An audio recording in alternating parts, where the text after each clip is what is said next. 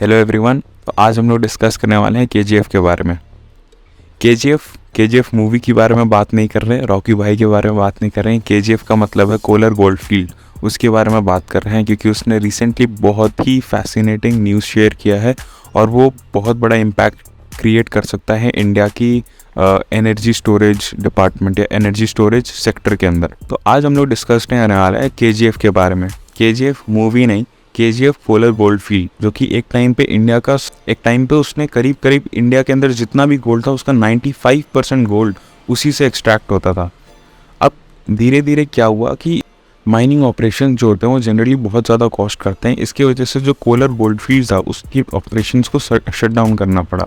अब इसकी वजह से वो पिछले बहुत सालों से अबैंडन्ड पड़ा हुआ है। यहाँ पे एक ऑस्ट्रेलियन कंपनी आती है जिसका नाम है ग्रीन ग्रेविटी। वो क्या कर रही है, वो ग्रेविटी की हेल्प से एनर्जी स्टोरेज यूनिट्स बना रही है, एनर्जी को स्टोर करने के टेक्निक्स डेवलप कर रही है। अब हम डिस्कस करते हैं कि वो एक्चुअल टेक्निक क्या यूज़ कर रहा है। तो मेजरली क्या होता है कि वो एक सीमेंट का करीब 40 टन बहुत हैवी वेट का एक ब्लॉक बनाते हैं और वो ब्लॉक जो एक रोटर से अटैच होता है।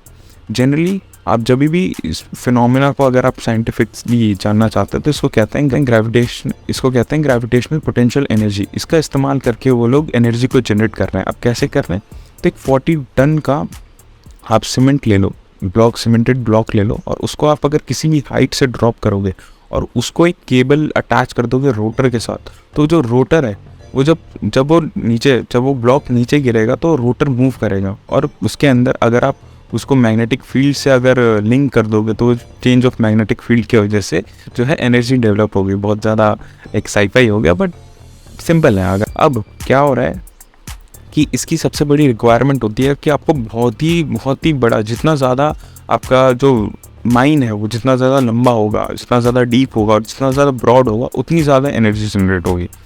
तो यहाँ पे जो कोलर गोल्ड फील्ड है वो बहुत अच्छा रोल प्ले करता है क्योंकि उसके जो माइंस है वो करीब 3 किलोमीटर्स तक डीप है। तो इसमें बहुत अच्छी खासी एनर्जी को आप यूज़ कर सकते हो। बट अब यहाँ पे जो सबसे बड़ा फैक्टर है कि क्यों इसको यूज़ किया जा रहा है वो है स्टोरेज यूनिट के लिए, वो है एनर्जी स्टोरेज इसके लिए। क्योंकि आज के डेट में प्रेजेंट जो सबसे बेस्ट जिसे कहते हैं वो लिथियम आयन बैटरीज होती हैं जिससे आप एनर्जी को स्टोर करते हो, बट वो इकोनॉमिकली उतनी फिजिबल नहीं होती है। इसकी वजह से अगर आप एस्टिमेशन करना चाहो तो अराउंड 1 मेगावाट ऑफ एनर्जी को स्टोर करने के लिए एक लिथियम आयन में करीब $370 लग जाते हैं।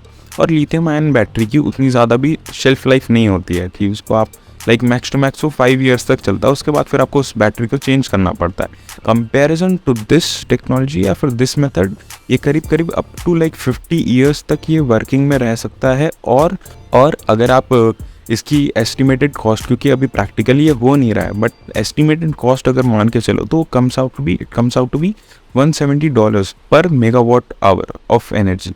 बट ये एस्टिमेटेड है, कुछ ना कुछ ऑफकोर्स थोड़े से ज़्यादा होंगे क्योंकि ये जो कॉस्ट होते हैं ये आइडियल कंडीशंस पर बनाए जाते हैं। तो आप बुरे से बुरा मान के भी $200 मान के चलो तो भी ये बहुत अच्छा है। क्योंकि हम 1-2 स्टोरेज यूनिट नहीं बना रहे, हम अब अगर स्टोरेज यूनिट कर रहे हैं तो बहुत ज़्यादा अमाउंट में कर रहे हैं। तो ये बहुत ही ज़्यादा फाइनेंशियली बेनिफिशियल डिसीजन हो गया, मेथड है एनर्जी स्टोर करने के लिए। इसको हम यूज़ कैसे कर सकते हैं, जैसे कि पहले मैंने समझाया कि जो ब्लॉक है उसको आप ड्रॉप डाउन करोगे तो इलेक्ट्रिसिटी जनरेट होती है, बट ड्रॉप डाउन करोगे तो वापस ऊपर भी तो लेके आना पड़ेगा।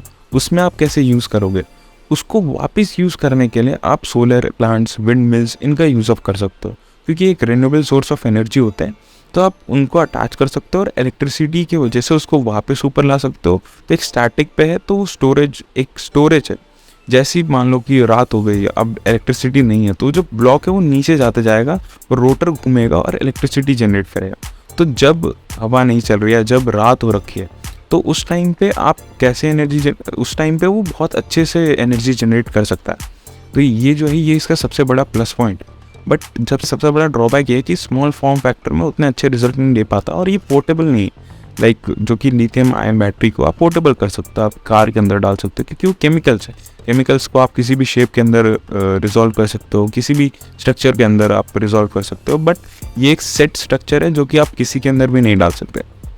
तो ये इसका ड्रॉबैक है। बट मुझे ऐसा लगता है कि आने वाले टाइम में इसका भी एक कॉम्पैक्ट वर्जन बनना शुरू हो जाएगा, जो कि जो वॉल्स है, जो घर के वॉल्स हैं, उनके साइड पे लगना शुरू हो जाएगा। वो अपने आप ही ऐसे नीचे जाएगा तो एनर्जी जनरेट होगी, और जब वापस ऊपर आने की बात होगी तो जो हायर मल्टी स्टोर लेवल्स की जो सीवेज लाइन है या फिर जो सीवेज की पाइप्स आ रही हैं, उनके अंदर वो टरबाइन लगा के उससे एनर्जी जनरेट करके उसको वापस ऊपर खींच सकते हैं। तो बहुत बढ़िया, अगर मतलब मेरा ये आइडिया है, मैं इस पर वर्क भी कर रहा हूँ। अगर कोई सपोर्ट करना चाहे या फिर कोई ज्वाइन करना चाहे तो I will be very happy to like be a part with you. और किसी को भी अगर कोई भी इन्फॉर्मेशन से रिलेटेड पता है तो कमेंट सेक्शन में बता दें। बहुत ही बढ़िया मेथड है ये, और टोटली कार्बन न्यूट्रल है, मतलब कि कुछ ना कोई कार्बन जनरेट नहीं हो रहा।